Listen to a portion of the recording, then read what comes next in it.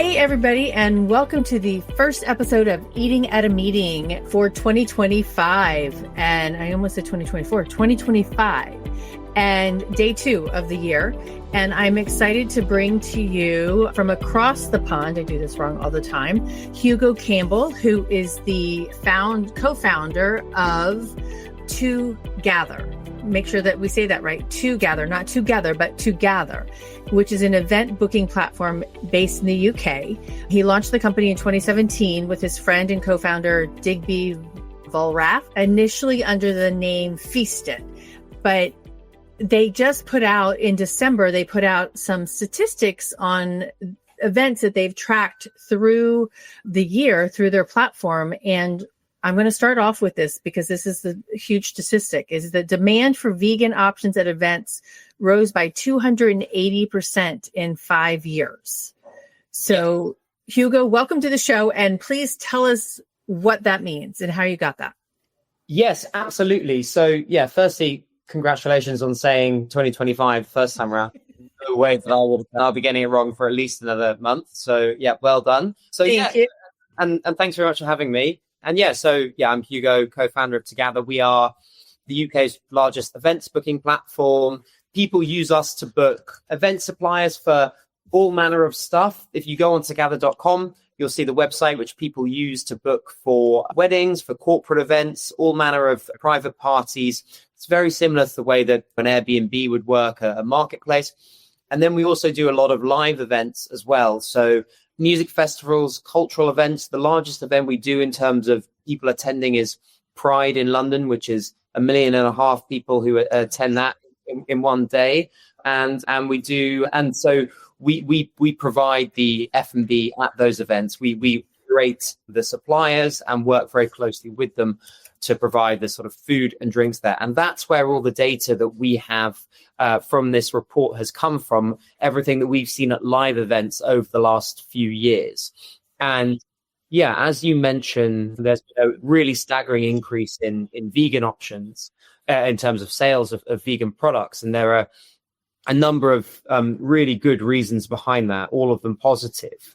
And was the question that you asked just sort of going straight into as to kind of why that might have been the case? Yeah. How did you track that? And that's a staggering number for over 5 years, but how did you track it through your events? Because you can see what I, as an event planner, am selecting from the catering companies. Yeah, well, this is more in the live events. So it's when people are at a festival or might be any sort of cultural event or festival where they're buying food on site. So recently we've been doing a lot of kind of Christmas themed markets and events like that.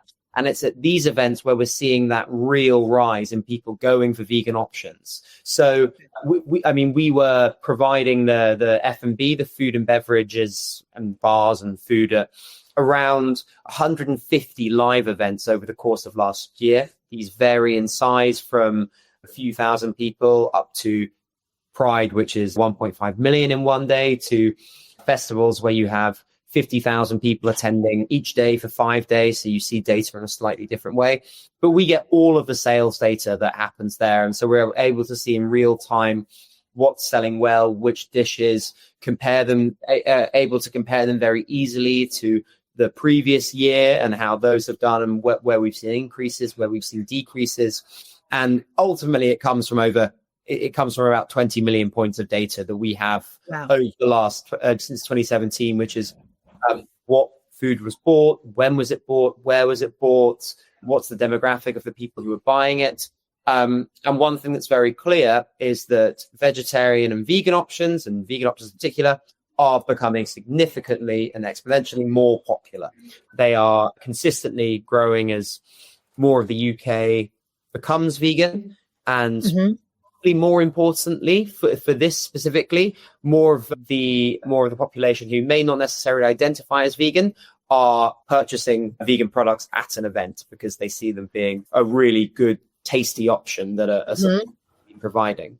So I think there's an important distinction between two key elements. One of which is social progression. People in this country and across the world, I think over the last few years, I think there's been a lot more recognition of the environmental impact, in particular, that eating meat can bring in the UK. And I think that that's led to people eating less meat or becoming vegetarian or vegan. And then on the other side of it is the fact that food suppliers at events 6 or 7 years ago, even not that long ago, weren't necessarily providing a really good quality vegan option. And maybe they were, it was perhaps an afterthought. It might be a bit of a miserable looking, this is very English food I'm about to talk about, the one that comes to mind, sort of like pasty or something like that, which was massively inferior in terms of the taste and the experience that you get as a consumer if you were, as opposed to a non-vegan or non-vegetarian option that you have on the menu. And now actually food suppliers are realizing there's cause and effect. Of course, more people are identifying as vegan, and they're realizing that they need to provide a much higher quality vegan option on their menu. So everyone's got a great vegan option there, which is encouraging people who may not identify as vegan to buy more vegan food when there's a great option there as well. So it's a very virtuous cycle, which is completely positive and means that with more vegans, the vegan food at events is getting better and better and better. And that's encouraging more people to embrace. Now, were these a lot of like food trucks or food stands at these festivals? I'm assuming it's not 100% catered, that you're bringing in different food trucks. And so do you have a large constituency of caterers that are doing vegan, or do you see the typically non-vegan catering food truck companies adding that to their general menus? So I'd say split this answer into 3 sections briefly. Sorry, I immediately jump into that. But previously there would nearly always be at an event. So when I was a teenager and I would go to festivals, the way it would normally work would be, and you're right to say, I'm talking about sort of a lot of street food trucks and setups events. What you would see would be burgers, hot dogs, and loads of them, and then a vegan trader who would be doing, and it would be okay, but it would be the only place that you could go if you're a vegan, and you would get the food from there. Now you're seeing a lot, and they would be quite homogenous in what they did. So depending on where you went, there would be the same options, the same kind of van. It might actually just be exactly the same one. If you went to a couple of events in a few weeks, it might be the same person who's there.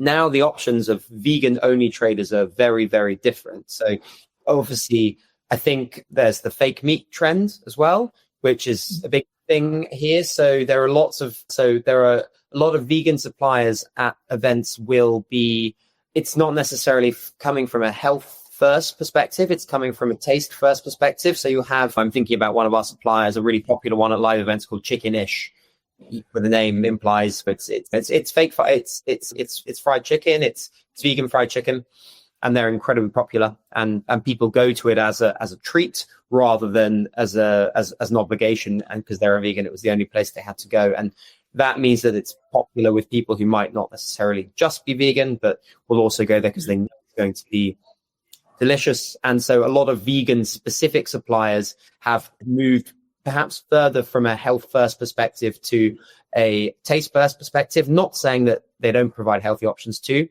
but it's not sort of what their kind of unique selling points are. This just popped into Julianne Sullivan just piped in. There's so many vegan options in life. When she's going to events, she asks upfront about vegan options. So that brings a good question to you. When people are buying tickets to the events, are you asking them about their dietary needs and then planning accordingly? Or are you going ahead and asking your vendors to bring in that so that you're accommodating them without having to ask? So we like to think that we are doing our bit on this. So when we do events, we ensure that every supplier will have a vegan option available. Okay. So that's awesome. That's something that we're strong on, I think. And we're a company that's trying to not going to pretend that that's for purely social reasons. The reason is because that's what organizers really want now as well. We're a company that's trying to make money. And the reality is that and if we didn't do that, I think there are lots of people who wouldn't work with us, and I think that's great. So for us, it's a really important thing from both moral and a business perspective to make sure that all of our suppliers are providing really good vegan options. And I think that was kind of the third point that I was going to go back to on that, which is that suppliers now, so the food trucks and street food traders now, even if you're the person doing the burger, or you're the person doing the barbecue food, you will have to spend time focusing on making a great vegan option for customers as well. And I think it's almost now become a point of pride amongst a lot of meat-based food suppliers or meat-first food suppliers who do, but then they go, oh, but we also do this incredible pulled jackfruit burger, which is, the best at that. So it's kind of become a bit of a place for people to stretch their creative cooking muscles even further, which is great. Yeah. Awesome. Well, and Julian just wants to go back to ask, so are you asking ticket purchasers about their diet, about food preferences? We don't, but that's because we have a very clear idea so we've done events for, I think I mentioned at the beginning of the call, we have, and not to sound too dystopian about it, we have 20 million data points on events with a very clear idea of what sort of food will be sold before. And depending on, we will measure the demographic of who's attending an event based around age and a number of other kind of socioeconomic factors. And from that, you can get a very clear idea of what the breakdown of sales at the event will be. Right. The percentage of people who are attending will be vegan. And there are some events we do where we work closely with the producers of the event. And sometimes they will say, we want there to be 5 vegan specific creators. We'll work with them on that. But normally, to be honest, we don't need to ask because we have it. But it's a great question. I think if we're working on an event for the first time, we will ask the organizers for the historical sales data of things. That's awesome. Well, and Jill just piped in. She's Rasco from Texas, and Julianne, Pennsylvania, I believe. But she said suppliers providing vegan without asking first is great. But she does ask on reg sites. And I think it's a little bit different because you're producing festivals. You're not necessarily producing a corporate event or an association event, right? Absolutely. Yes. And I think, well, we work with suppliers we work with about 3,000 of who we see as being the best street food and F&B suppliers in the UK. And one thing that's become super important is that they can provide dietary requirements for every single event. And vegan is, of course, a big part of it. But of course, in the UK now as well, and I think the percentages are quite similar to the US, where people who are gluten-free, people who are perhaps dairy intolerant as well, there will be a significant proportion of people at every event who will need to have certain dietary requirements catered for, no matter what that event is, be it a corporate event, be it a festival, be it whatever it might be. And so suppliers need to be able, firstly, to be able to do that, of course, and do that within their menu. And we work with people who can do that all. But also, of course, it's natural that you might have to improvise because not everyone does say beforehand. So they will always, they will always be able to produce something that should be able to kind of cater to any dietary requirements. Well, and just to give the audience a little bit of perspective as well, the UK, along with the EU, has some much stricter food allergy labeling laws and nutritional information regulations that all food vendors must provide on unpackaged food, right? So any of this catered stuff. And so I'm going to say you all are a lot more advanced in that having to provide that information. Yes, and it's a really, and I think people have done great work in making sure that happens. And it's really good on packaged food in the UK and the EU to have all that information there. And you do know, although what I would say is that the UK is actually, because of Brexit, getting worse in that regard. So we've probably sort of reached our peak on that, and it's only going to get worse from here on, sadly. However, interestingly, lots of the events that we work at, so the nutritional information it doesn't have to be shown or would be too much. It has to be available. It has to be available and people can ask for it. But a lot of the people are actually quite sort of uniquely, as opposed to shopping for food, are making decisions quite impulsively or based off. They will be if you're going to a festival or a concert or a big day out event, You want the food to feel like a bit of a treat as well. And you can do that in a healthy way. But also, I think it's important that these people are providing great vegan options that don't necessarily feel healthy. They do still feel like a real treat for the day. So, and I think that's been a big driver behind the rise and popularity of vegan foods at events in the UK and sure in the US as well. Right, exactly. And there is a big push. And I should say it's also Dry January and Veganuary starting yesterday. Yeah. So one of the reasons I wanted to have this conversation this month to kick this off, but I find it very fascinating that your data points are showing that, and that you can look at your sales, because a lot of people are like, well, nobody's eating that or nobody's drinking non-alcoholic beverages. And right. But you've got the data points to show that people are ordering that and asking for that.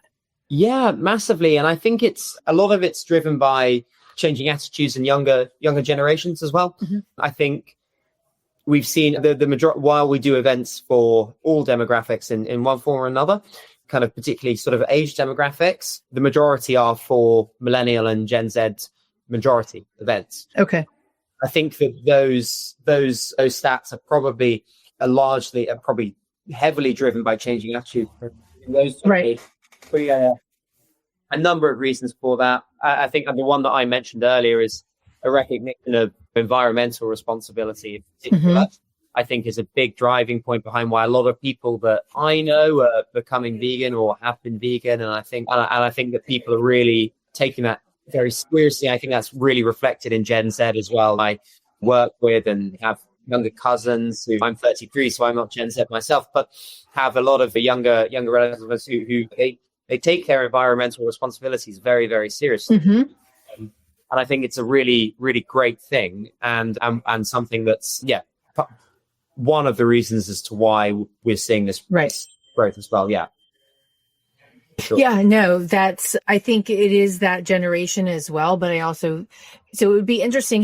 Did you take your data? Do you even know by the age? I mean, the majority of your events are for the Gen Z, but do you compare the sales by age demographic as well, or just in general?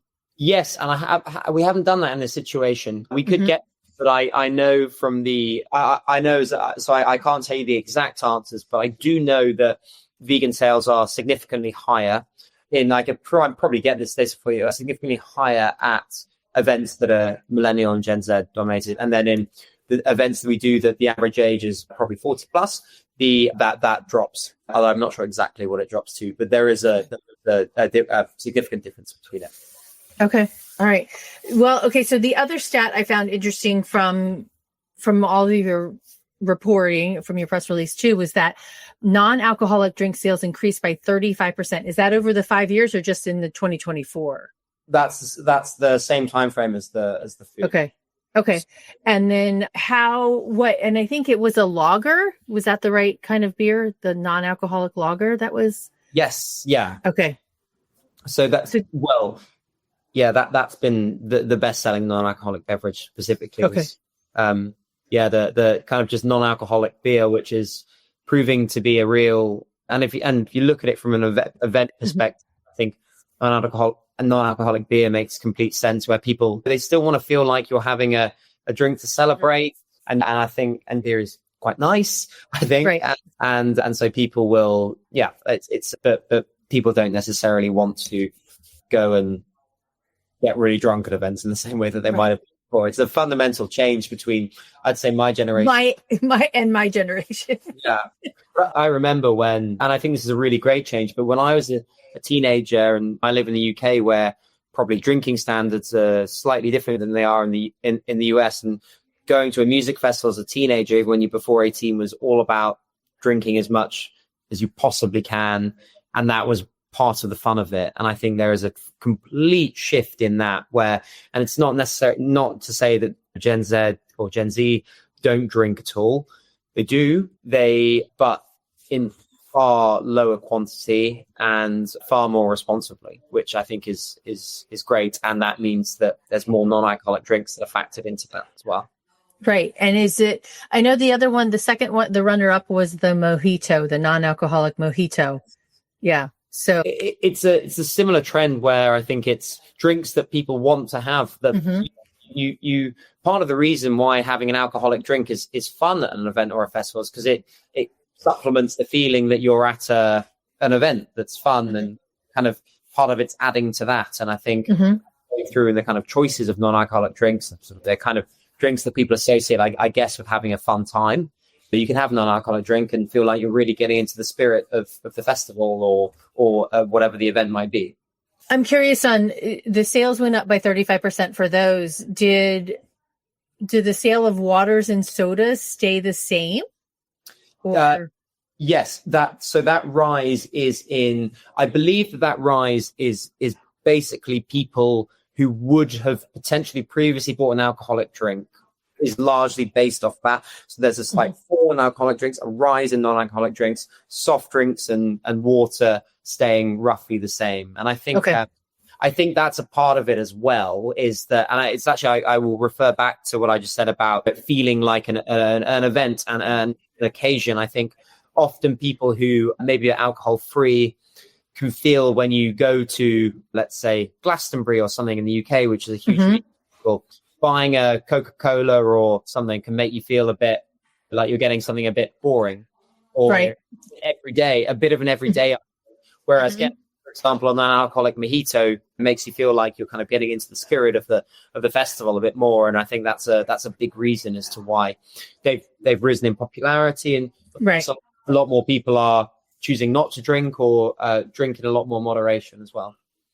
Well, and then the one stat that you sent me to was that the lager was the best selling drink, but non-alcoholic and alcoholic across the board, right? Yes. So yeah, go ahead.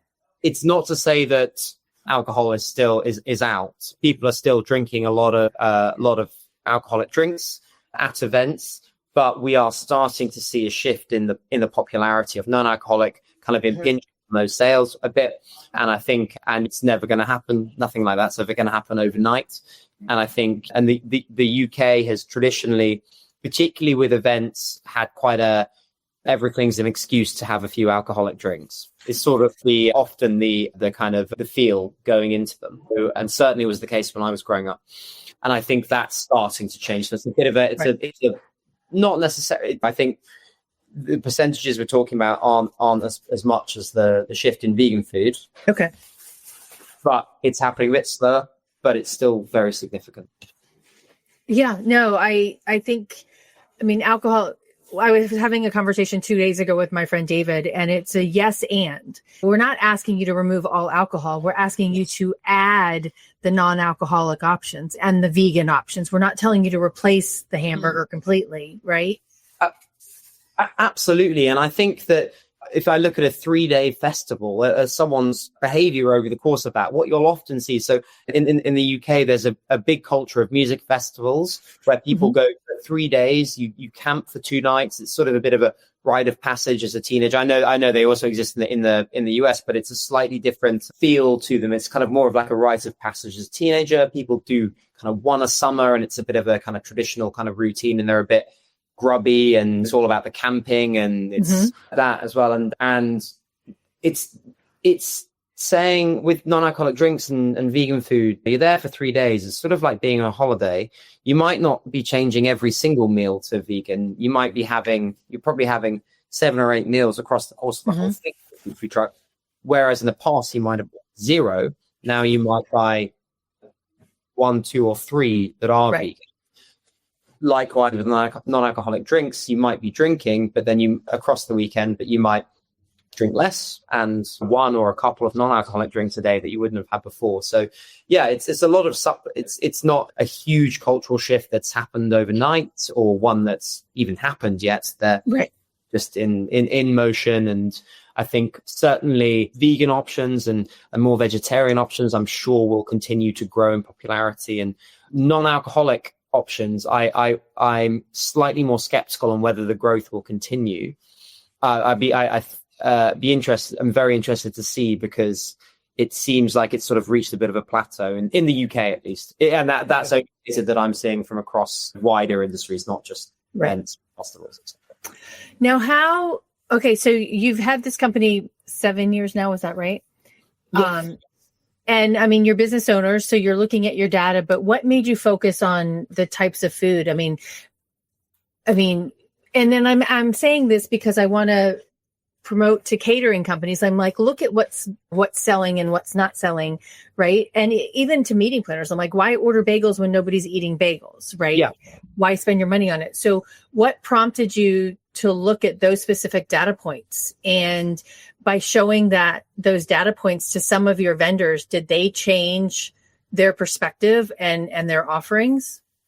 I'm sure some of them would have done. I would like to think that the majority of people we work with will, or all of them, I would like to think, will already have those options going for them. But I hope that lots of people who work in the industry have seen that and taken it on board. I actually think that people who are really important to see it, maybe more so than even the traders, because I don't think it's necessarily news to them, are the people who organize festivals and events. Mm-hmm. I think that there can be things like ensuring you have really good vegan options. And I say this in terms of as I'm talking from an environmental perspective as well, within a kind of ESG perspective, and making sure that your event is sustainable and as environmentally friendly as it can become an afterthought for them. And I think it's important for them to see just how fundamentally popular and how essential it is for them to have really good options at their event. So I would like to think that if we're working on an event, that will be covered. But I hope lots of people who have seen the data will think, oh, okay, great. We should focus more on getting really great vegan food at our event. And I think it is super important. And I think that I know I'm not vegan myself, but I'm pescatarian, and it can be. There's a certain feeling that comes with when you go to something and you realize that you haven't been catered for, or you haven't been catered for well, and you learn to deal with it, obviously, but you just kind of like, oh, it feels a tiny bit lazy, or it feels a tiny bit like people are a bit stuck in the past, haven't necessarily thought about it, and that's the feeling you get if you go to an event and there's not a good option there for you. You can just slightly tarnish the day a little bit, and are less likely to go back as well. So I think it's more every event. So every festival organizer was trying to throw a great event that means that people will go back year after year.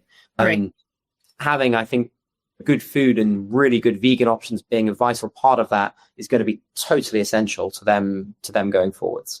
Totally agree. Yeah, I totally agree. Now, do you see, what strategies do you recommend that planners take in organizing their events? I mean, a festival is different than hosting it in a conference center or in a hotel, but I think an event is an event, and we're serving food. So what strategies do you suggest that planners do that you found success in adding these?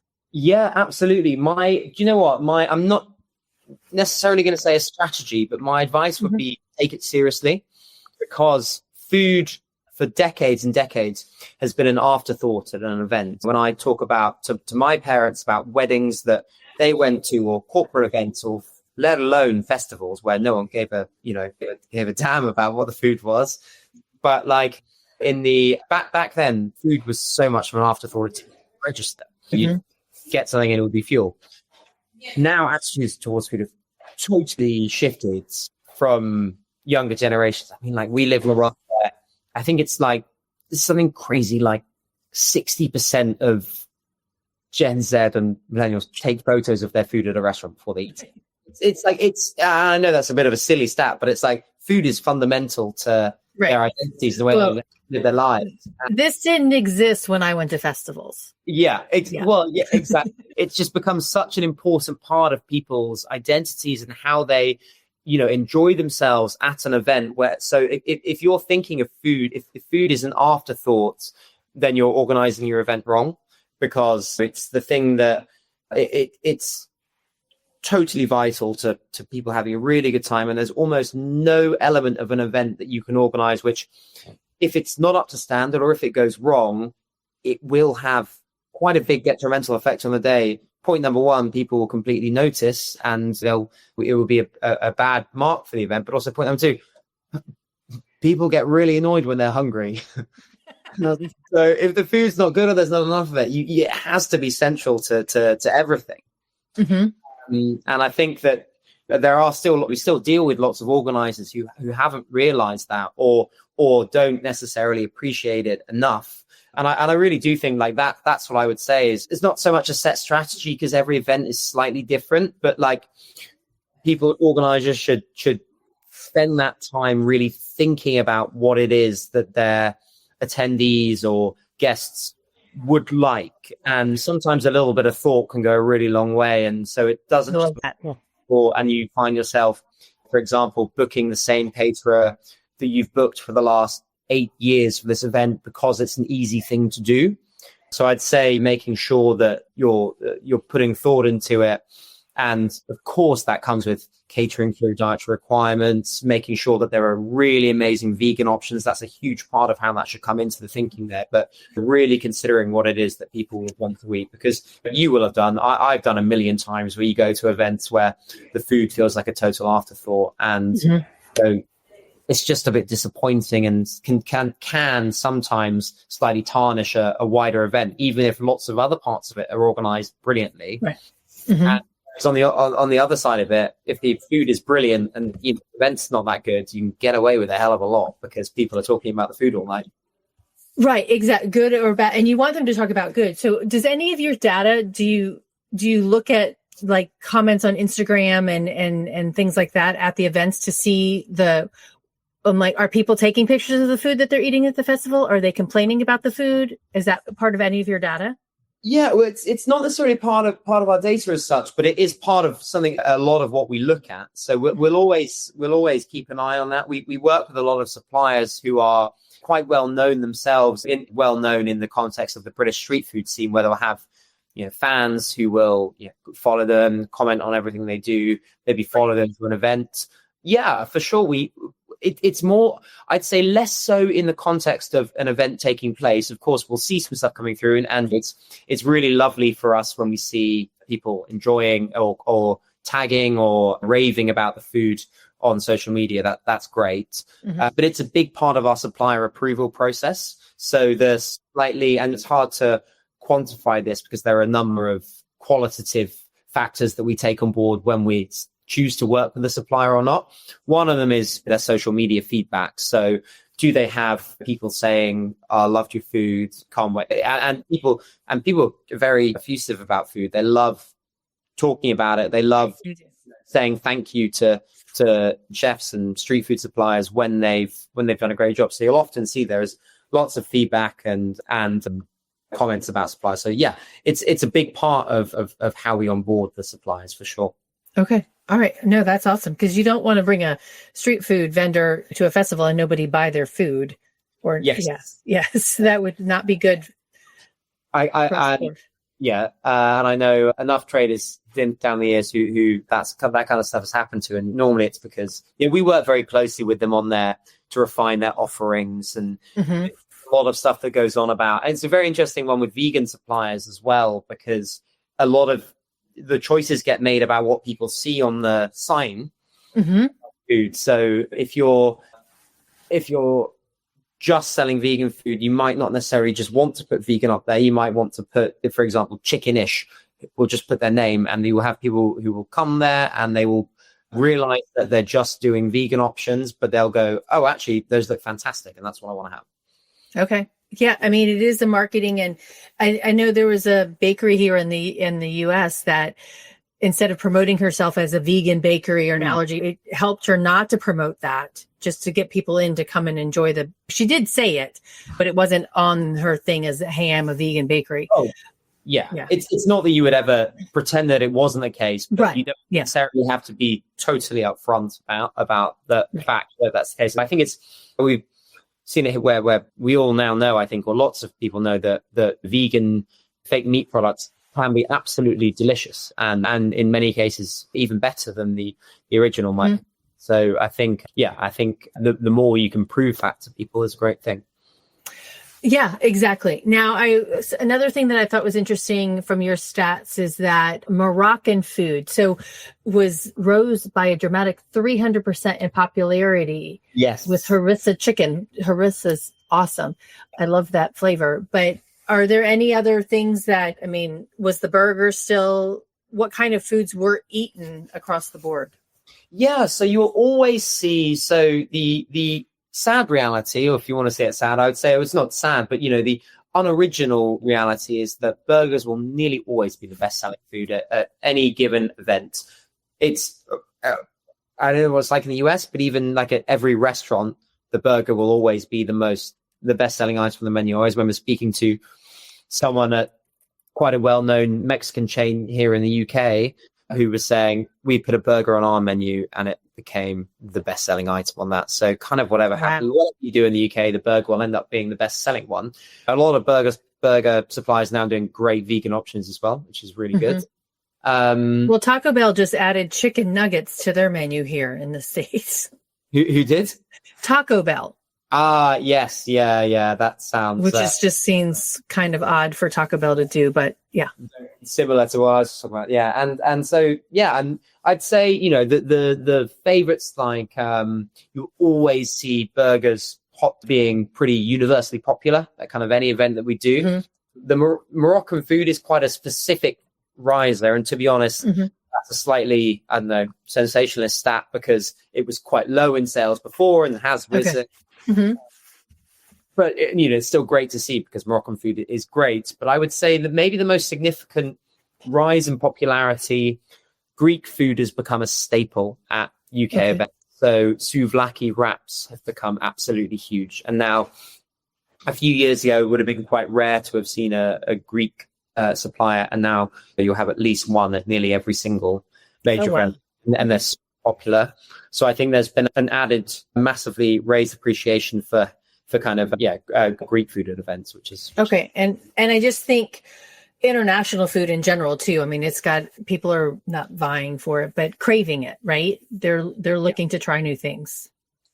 Absolutely, and I think we have a very good. So I know it's a much like parody thing about the English in America is that our food is terrible, which you're absolutely right. But what that's meant is that we've had London in particular, but also the rest of the UK has become this incredible melting pot for all sorts of diverse cuisines and become the food has become incredible because we've had such an amazing range of kind of cuisines and you can get everywhere. So it's been a great thing for the UK food. And I think people are far more appreciative of cuisines from all around the world now than they definitely were 15 or 20 years ago. But I think it's the food scene in the UK has become far more exciting and vibrant over the last couple of decades, and that's had really good knock-on effects in the long term for street food as well. Okay, two more questions. So how do you think that the food that's consumed at events, at street food things, can parlay into, other types of events, and or do you see this?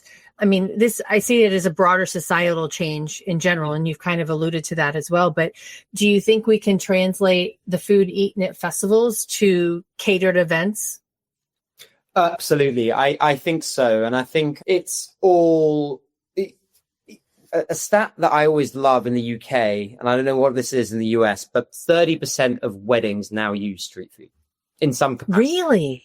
Yeah. It's becoming huge. A lot of the time people call it a festival wedding, or it might be them getting in a supplier late on to do something to keep the dog going, whatever it might be.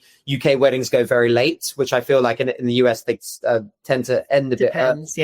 Whereas they go to like 3-4 a.m. normally. So there's so often people get like a food truck in at 2 a.m. or something to kind of that kind of. I'm sorry, that's only my experience of America. I was going to say, I'm going to be asleep when that 2 a.m. food truck comes in. I might be wrong. I might be really unfair. But I think definitely. We do a lot of corporate events, and people are in a very positive way, very aware that they need to be catering for all or multiple and all dietary requirements of those. And I think corporate events, people take it very seriously. The people who organize events at a corporate level are normally very good at it. They will have organized in multiple events. So they understand the complexities around booking catering in particular. And I think, so I think we're definitely seeing a higher take up. It's specifically in that as well. It's not necessarily people booking vegan specific suppliers or vegan specific caterers, but making sure there are really good options available for people.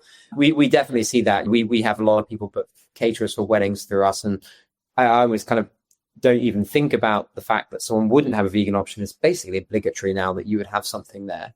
And when I'm on Togather, and just so everybody know, it's to and then gather.com, and I'll put it on here.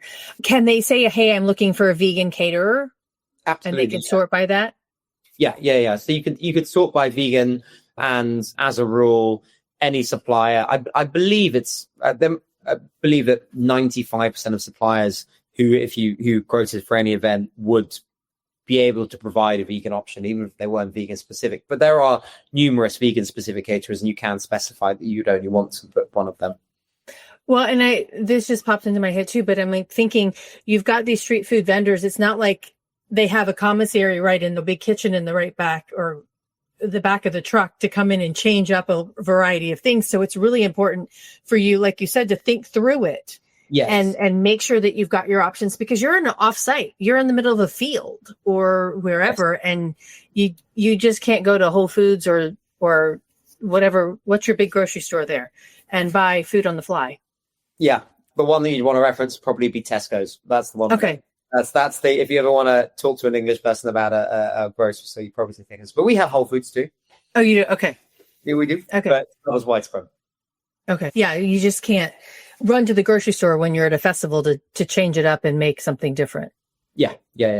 Absolutely. And it can be hard. You will often see that. You will see street food traders at festivals making epic journeys because they realize they've misjudged the popularity, or they've realized that, and it happens every now and again. Well, I like to think that if they were doing the event through us, well, it wouldn't be the case because we would have given them. But, I've seen it many times where, someone's driven 4 hours to go and get this at 4 a.m, and then they get back serving people at 10 a.m, and that's kind of often the lifestyle that everyone sort of thrives in street food. But it is super important to get it right. And I think it can be hard as a new business to get it right, but I think when you've been in the game for a couple of years, it becomes a lot more instinctive. You have or it becomes more quantified, but also you have a very clear idea of what the split of your food will end up being.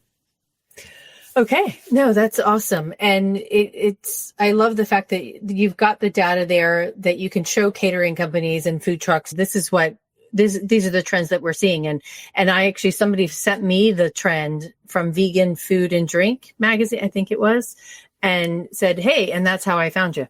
So I love it. Now, my last question before we close out here is that I typically ask, what does safe, sustainable, and inclusive mean to you when you're thinking about planning food and beverage events? Yeah, so we have a pretty clear set of rules with our suppliers. So our responsibility. So what I would say is that we, as a company, the best thing we can ever do is work with suppliers who we know take those responsibilities seriously.